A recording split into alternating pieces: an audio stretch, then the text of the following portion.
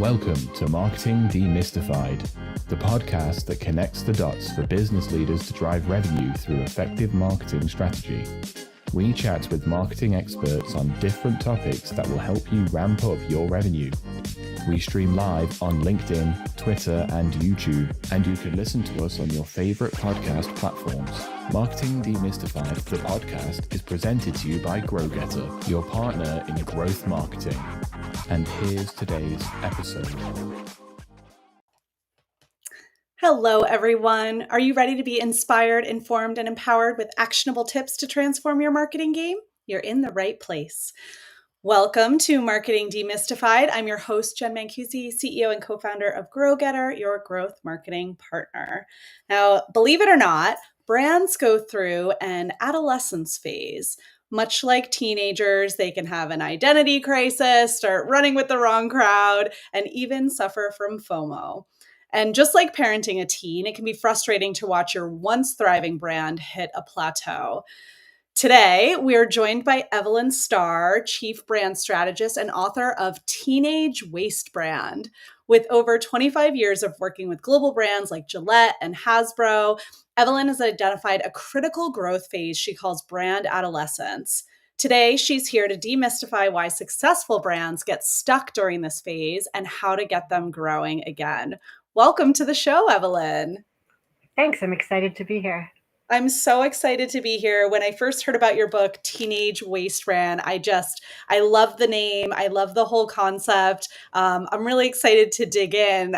Can you tell us a little bit about the book? What is Teenage Wastebrand about and what inspired you to write it? Teenage Wastebrand is about how brands evolve and why they get stuck several years into their lives. It gives you diagnostics on how to solve the problem, diagnose it, solve it, and get back to your growth trajectory. The reason I wrote it actually had to do with some of the small and medium-sized businesses that I was working with. I'd have business owners come to me and say, I don't understand why my marketing is suddenly not working. It was working fine for a while, and all of a sudden everything has leveled off and I don't know what to do.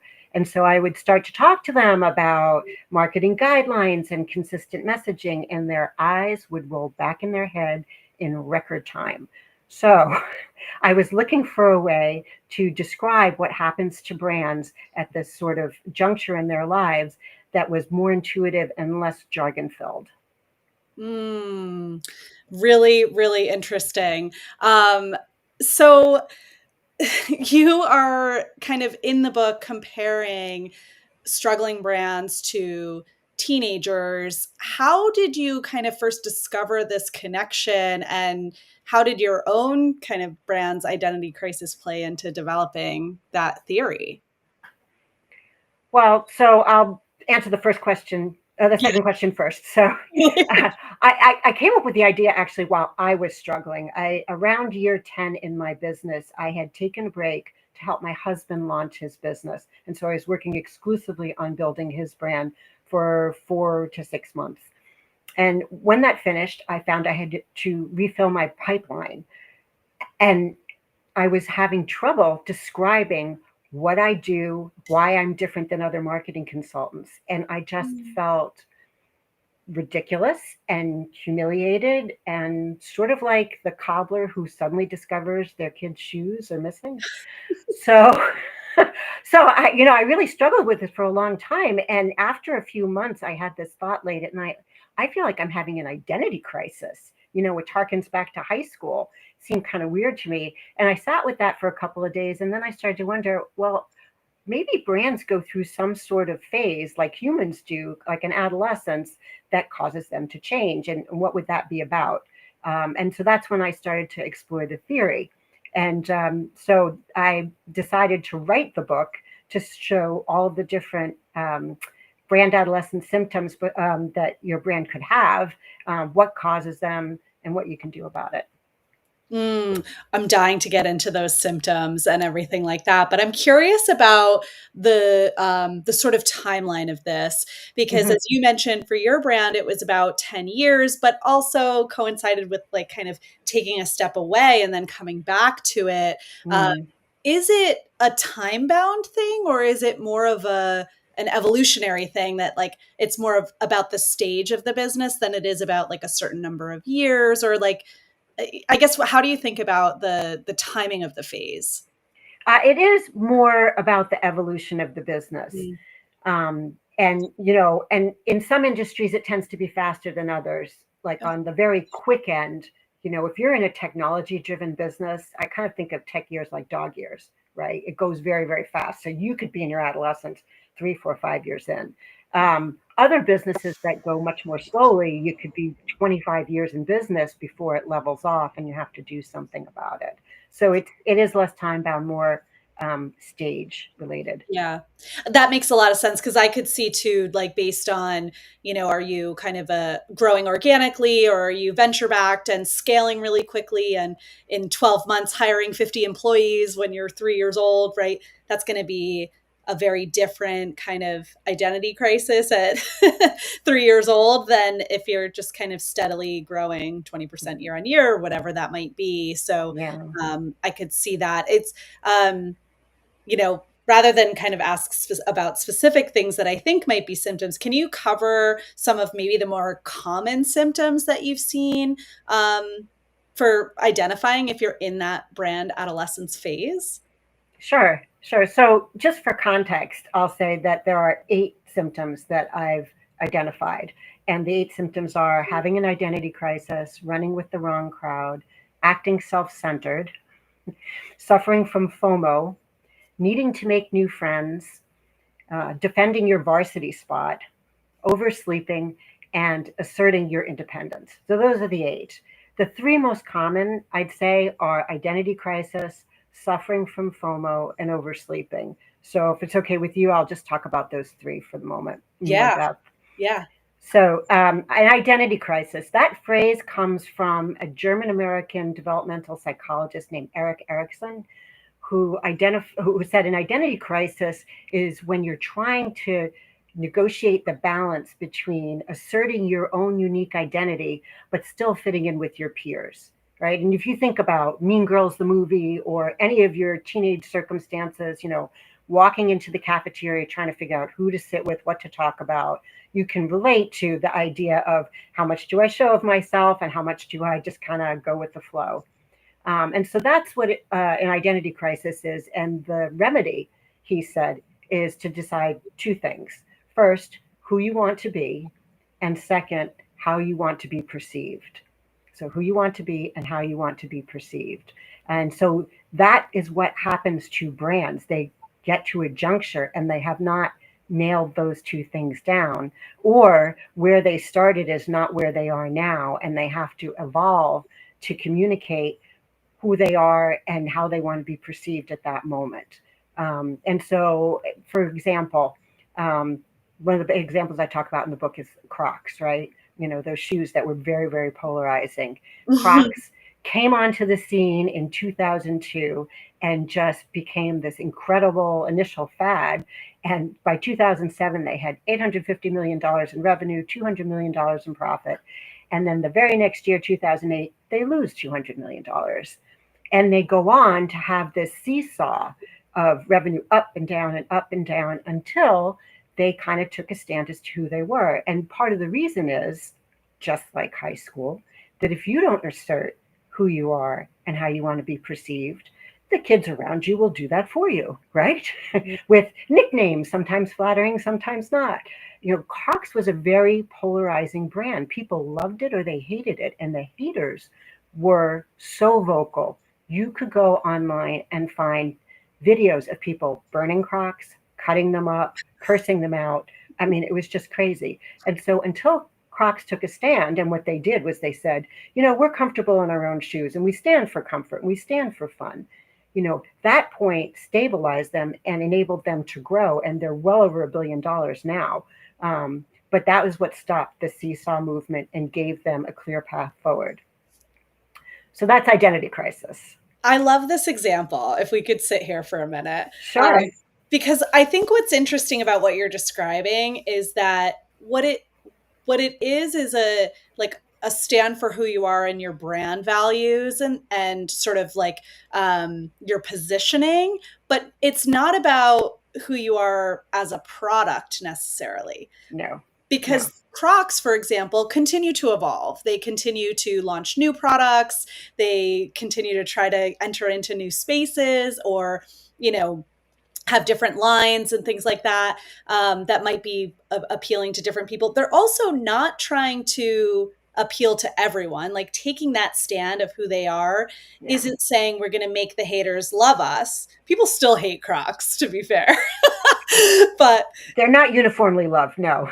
Right. But they're okay with that because of what you've described. And I think that's so interesting that, what you're not recommending or suggesting is that you have to somehow like nail exactly your offering and not stray and not evolve and not grow from a product perspective.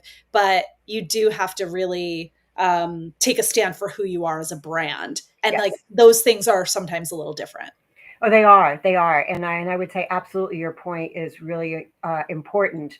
The brand is not your identity is not your product. Your brand is not your product. And for brands that got tethered that way, it becomes a problem because it's very limiting.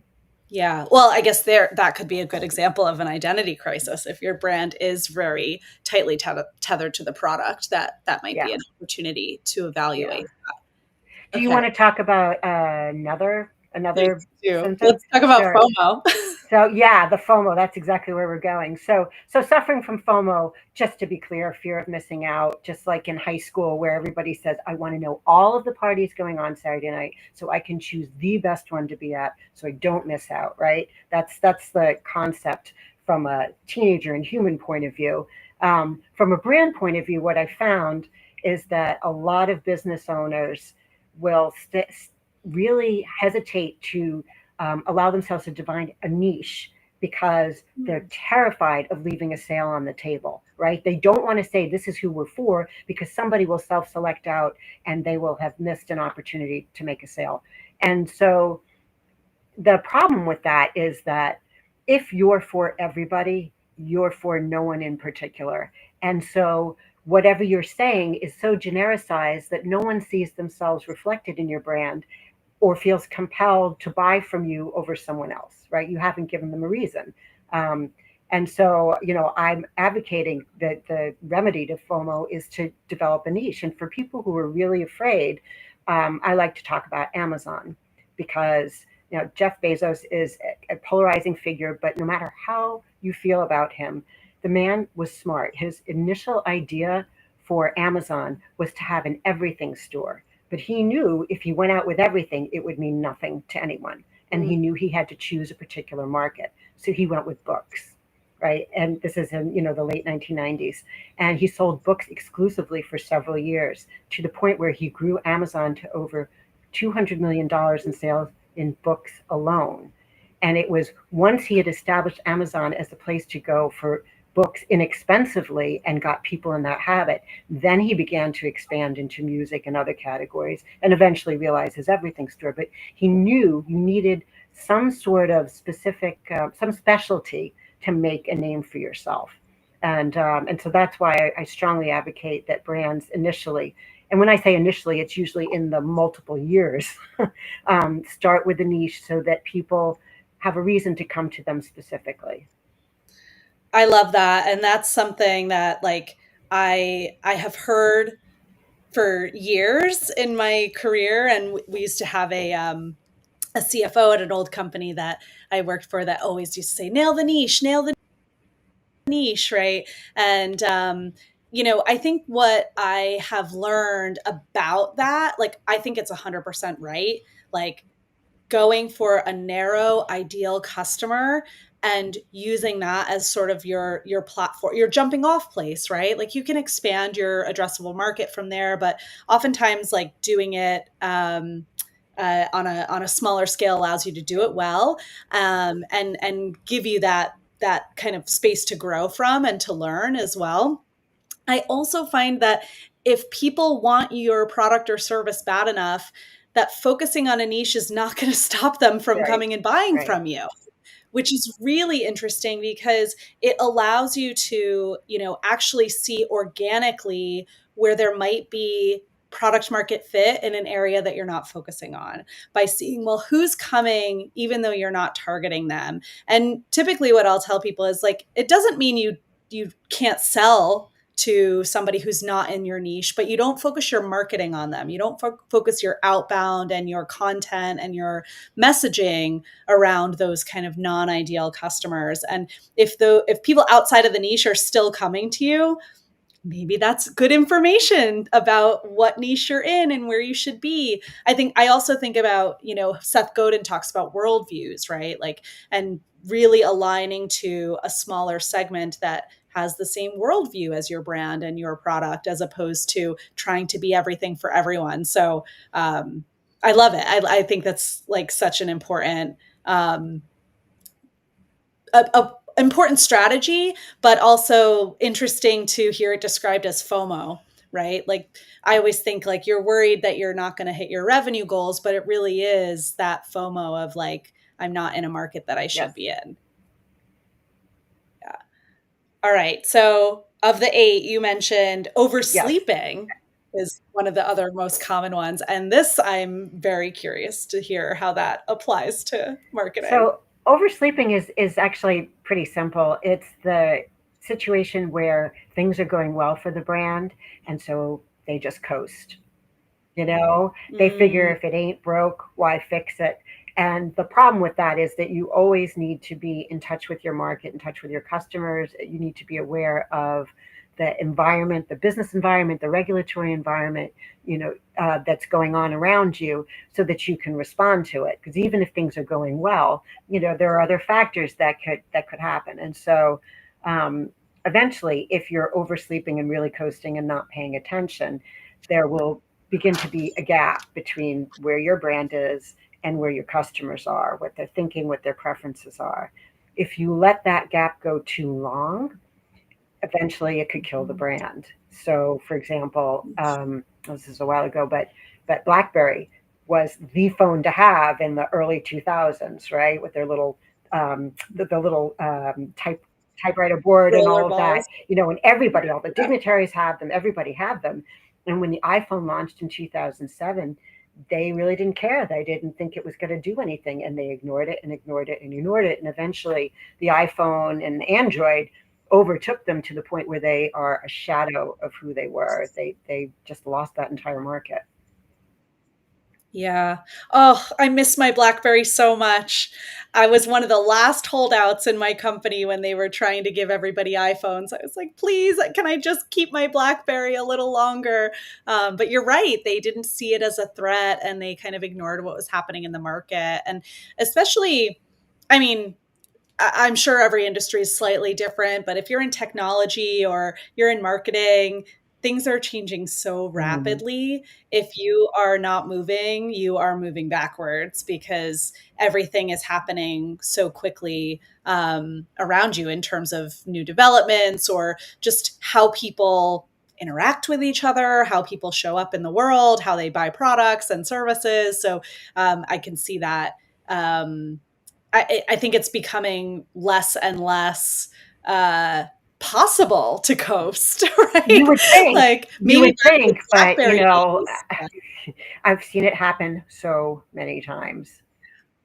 Really, that's so interesting. Yeah, you cannot stand still, because definitely people will come and pass you. But I guess I wonder too, like in the example of BlackBerry, like that's very much like a competitive kind of intel thing that they were ignoring. And, sometimes there are like companies out there that I would say you should ignore your competitors, right? Like, don't try to do what they're doing. Be who you are.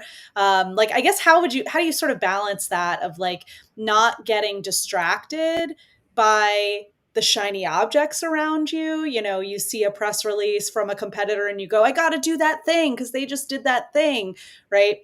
You don't want to be reactive. How do you balance like staying on top of and continuing to press forward versus, getting distracted, I guess, by the market and by competition? If you want to be a top choice in your category, if you want to be a category leader, you need to know your customers better than anybody else. And that comes from regular insights gathering, just talking to them, there are a lot of companies who like section, this is when we're going to do research and that's when we're going to do research. I would say there's a degree to which having some sort of regular ongoing conversation, whether it's through your customer service reps, your salespeople, going out into the field, talking to people, going on sales calls. You just have to kind of know what's going on and use that knowledge to reflect back to your customers. We totally get you. We get you better than anybody else. And look what else we've designed because we understand your needs. And that's how you stay ahead. That's what works best. Yeah. And if you focus more on the customer, then maybe you're not distracted by the market and the competition or the news that's happening. Well, right. And then, if there's a competitor that launches something that becomes a requirement to be even considered in the competitive set, then you're going to have to respond. But if you are doing your market intelligence, keeping up with what's going on in your industry, that shouldn't take you by surprise. You should see that coming, Right. Yeah, that's such a good tip. I can remember hearing this on a B2B example, David Cancel, the CEO of Drift, years ago, maybe 5 years ago, talking about how everybody in the business has a KPI around how many customer conversations they have per month. That's every single employee, regardless of what department you're in. It doesn't sit within insights. It doesn't sit within product. Even he, as the CEO, was having a certain, hitting a quota of customer conversations every month. And I thought that was really interesting because what you're describing of a set time where you might do some research or whatever, this concept of continuous discovery and kind of always being in touch with your customers is, going to give you an opportunity to learn things that maybe you wouldn't ask in your quarterly research or something like that. So I love that concept. And I think that customer centricity really does set brands apart. It really does, and the chances are is your competitors are not doing that. So it gives you an edge. You're going to learn about things first. That's a great tip. Yeah, it's true. I think it's happening more than it used to, but definitely not as often as it should be. How can anybody who's listening out there and sort of relating to these symptoms or things that are happening, how do you know if your brand is truly experiencing these adolescent symptoms or if there's external factors at play that they're kind of facing? Oh, this is a great follow-up question to where we were because it again goes back to being in touch with your customers. Well, first of all, the short answer, if I do say so myself, is that in my book, at the beginning of every chapter, I have diagnostic questions. And so it would not take very long for someone to go and, chug through those questions to see if a particular symptom applied to their brand or not. So that would be a very quick way of going through and seeing this applies, this doesn't apply. But separate from that, being in touch with your customers and finding out why they're choosing to delay orders, cancel orders, not buy from you anymore if you've leveled off, that will give you a lot of insight. So for example, if you have customers that place regular orders, if you're a manufacturing facility and a customer calls and says, we need to delay this and starts doing that on a regular basis, well, is there a recession on? Do they have cash flow problems, right? Which is their problem, not your problem, right? So, in those two situations, whether it's the economic environment or their particular economic environment, that does not reflect a problem that's with your brand. It's outside of your brand. So you just kind of have to, see what the causes of the stall are. Yeah, that makes sense. It could be more operational than brand related or positioning related in that case. Yeah. I just noticed I missed a comment here from Jonathan about back to our conversation about Crocs. Good reminder to keep innovating while maintaining your appeal to your core base. Absolutely. And I can say that I was not always a huge fan of Crocs, but my son wears them and sometimes I steal them. And now I have Crocs slippers. So there you go. I'm converted. So I want to talk about, now that we've sort of identified that we're in this state of adolescence as a brand and some of those symptoms, what is your framework for kind of getting through that adolescence phase? Or are there different approaches depending on the symptoms? What's your thoughts on Well, that? so it's sort of a little bit of both. So the overarching approach I would say that I use is that if I'm called in where a brand is struggling, I'm always going to talk to some customers. I'm always going to talk to some employees. I'm going to talk to management and try and get the lay of the land of what is happening, see if I can pinpoint the problem. But then separately, once I identify that they have a particular symptom, there are very different approaches. What it turns out is that each of the symptoms corresponds to a key facet that successful brands have in place. Like if your brand is going to succeed long term, chances are you have all these things in place. And so the book is a diagnostic for individual problems, but it also could serve as a roadmap for if you want your brand to survive long term and to thrive long term, one by one, you need to get these things in place. And so I'm talking about having a defined purpose, which is the who you are that we were talking about from identity crisis, specific attributes, which is the how you want to be perceived. Successful brands have at some point codified their values because once you get beyond a handful of people in a company, the only way you can get everyone to give a consistent customer experience is to have some sort of guidelines of how you want them to act in relation to your customers, your vendors, to make that experience the same all around and hopefully excellent. Successful brands have a sufficiently large target market or number of target markets so that they have room to grow. They have a niche, at least initially, so that they can make a name for themselves, like we talked about. They also have a strategic planning process and a sense of the competitive and marketing and market environment around them. And then lastly, and this is maybe the most challenging one I came upon, successful brands have a leader who has a skill set for where they are right now in their growth trajectory. And so once in a while, this is kind of the diciest symptom I identified, is that you have a brand that has outgrown their founder. And that's a really tough situation. That is really tough. Yeah, because there are, and maybe it's not even founder. I'm sure it could be leaders further down the Right. road too. But that, a good leader for a kind of 0 to $1 million company might not be the same leader from 10 million to 50 million or 50 plus. And so I guess if you're out there and you're kind of the leader of your business and identifying some of these symptoms and these challenges, like, I mean, it's so hard, I guess, to admit, right? Like, hey, maybe I'm the problem. How do you coach people through that? Or, how have you seen that kind of done well, I guess, that admission? So one of the stories I tell in my book is of the brand Life is Good. Do you know Life is Good? Yeah. So they're a very Yeah. uplifting brand. Their purpose is to spread optimism, which I just love. And several years ago, so it was founded by Bert and John Jacobs, they're brothers, and they actually grew up not far from where I live. And they brought the brand to $100 million or so, and then kind of stayed there and stayed there and stayed there, and eventually realized, they actually went on one of the CNN interviews and said, "We realized we're not the guys to take this to $1 billion," and they brought on a professional president who grew the brand for a while, and then at some point, after they had learned more, they took it back and they refashioned what their goals were for the brand. So it's done well when the leader places the well-being of the brand above their ego. I really kind of blunt to say, Yes. but that's really the truth. Yeah. Yes, I can totally see that.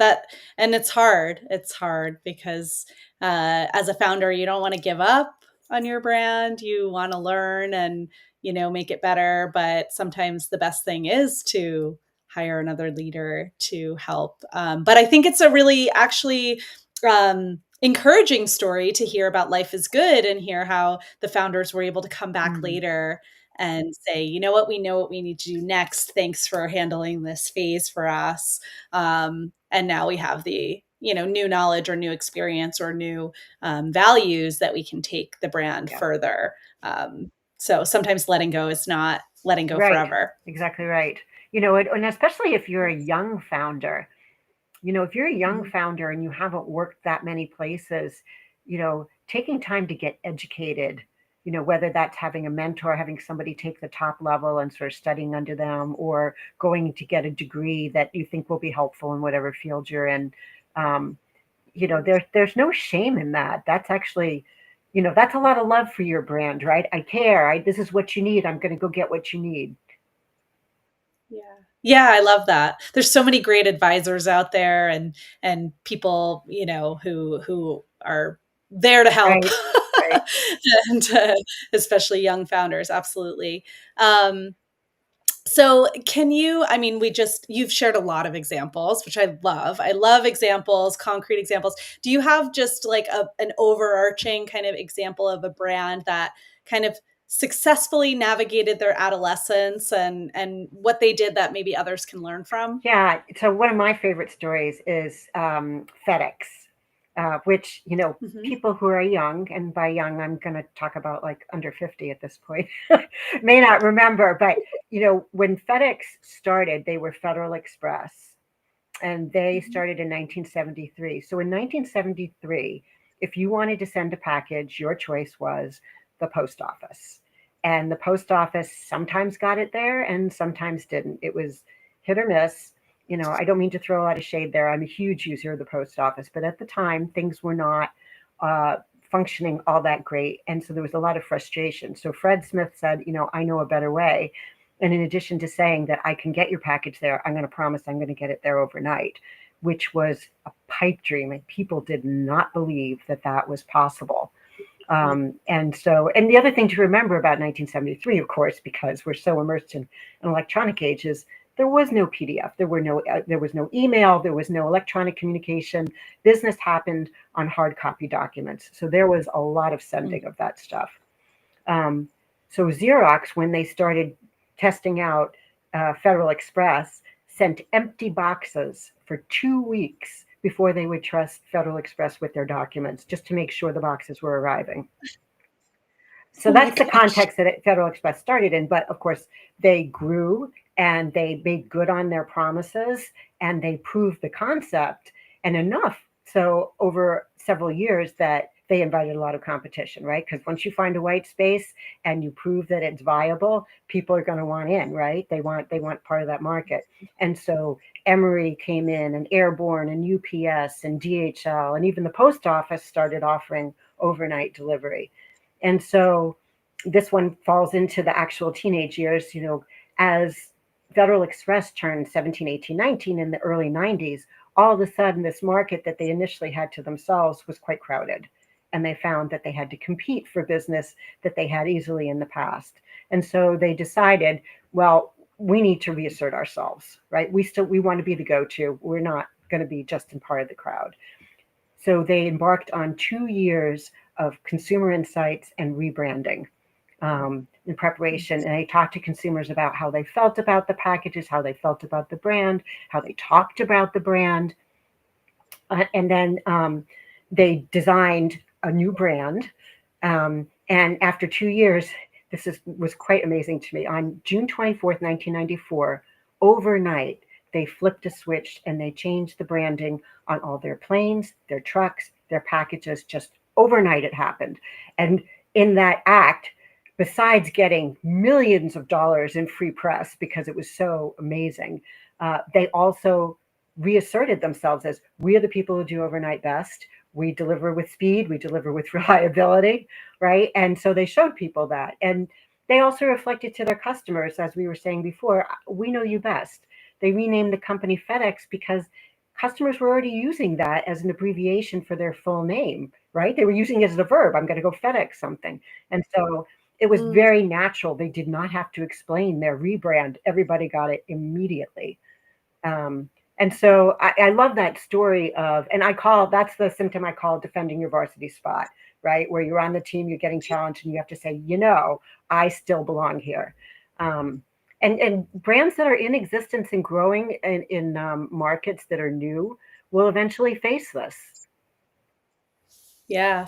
I love that story so much. As soon as you start to describe the overnight branding, like I got it immediately. I'm like, how brilliant. They from day one were like, we can do this overnight. And the fact that they rebranded overnight, like I remember the FedEx rebrand, but no, I wasn't I wasn't an adult at that point, to a point where I could understand the value of the marketing that they were doing. So this is kind of the first time I'm hearing that story from that perspective. And it's brilliant, and what a great way to kind of marry those things together. I mean, there's a few things that you said about that story that I think are really important. And I see a lot of rebrands that happen, whether it's changing of the name or visuals that are just fully done internally, right?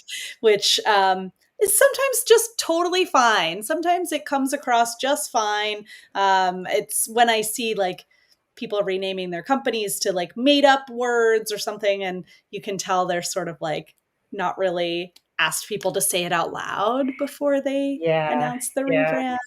People just pronounce it, things like that. But yeah, I think that consumer insights piece as part of it is so, so critical. And then just making a splash and using your brand and your positioning as a way to not only defend your diversity status, but also put that stake in the ground of this is who we are. This is what you know us for, what we want to be known for. And you can rely on us for overnight. We can even rebrand our whole company overnight. Like how powerful that is. Yeah. And they did a few other things that it's worth talking about for just a second.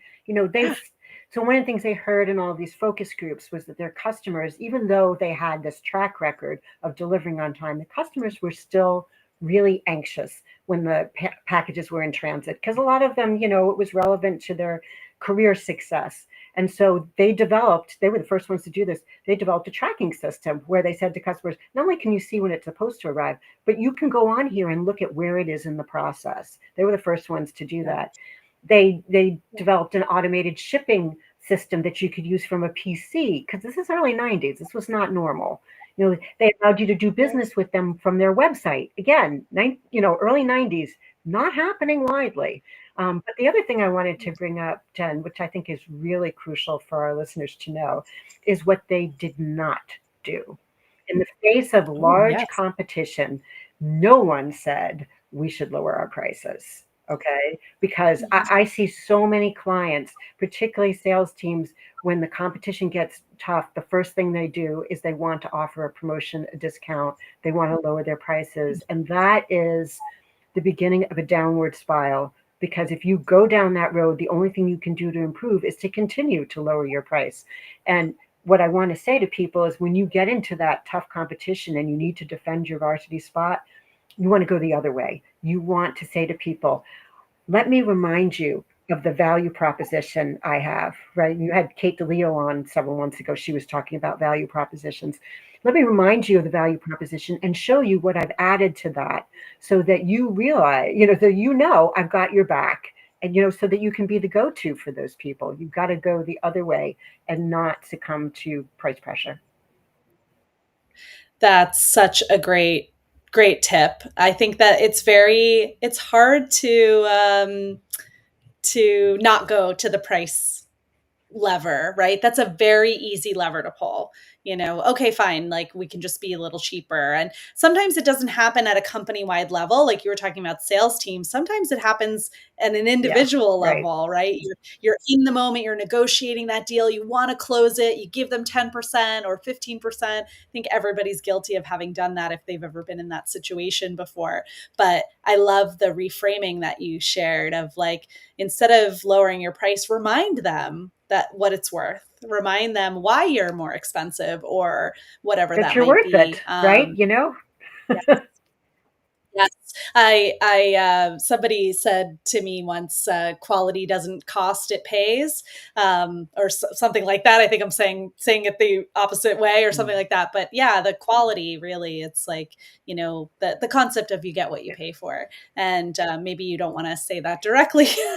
Don't put that as a tagline on your website necessarily, but that mindset of defending the quality, assuming you've done maybe some pricing research, right. alongside. If you're completely out of whack, but whatever you're offering, whatever you're pricing it at, that's what people are going to do. They're going to evaluate, what am I getting for my money, right? And that's, I'll just kind of go off on a tangent here for a quick second, but I've been consulting for 25 years. If I'm on the phone with somebody and the first question they ask me is, what do you charge? And, what can you do for me for half that? That's not a good fit for me, because I deliver a high value product. And if that's your primary concern, we're not a match. Let me save you some time. I'm not waste your time. You'll not waste mine, and you can go somewhere else. And it's not that I'm, bilking people. I'm not. I'm competitive, but I'm not competing on price. I'm competing on deliverable. Yeah. I love that. Like, maintaining that sort of value prop, and sort of like, this is what it means, what you're going to get with working for me. And yes, maybe you will get it cheaper somewhere else, and you're more than welcome to go ahead and do that. But maybe it's not a good fit for, a more premium offering, or something like that. Yeah. I love this conversation so much. This is such a great analogy. And I think what I love about it so much is that the concepts that you've shared are not unfamiliar. They're just a little bit more relatable, I think, in it, by the metaphor of the teenage years, really helps to bring some of these challenges and opportunities to life for me. Like, I understand things in a slightly different way after hearing your perspective on it. So I just can't thank you enough. This is really, really a fun conversation. Oh, I've enjoyed it too. Thank you so much for having me on. Yeah, make sure everybody, please follow Evelyn on LinkedIn and check out her book, Teenage Wastebrand. Such a great read. And I hope you guys have learned something, like I definitely have. If you enjoyed today's episode, please subscribe to Marketing Demystified wherever you get your podcasts. And join us next time for more conversations that help demystify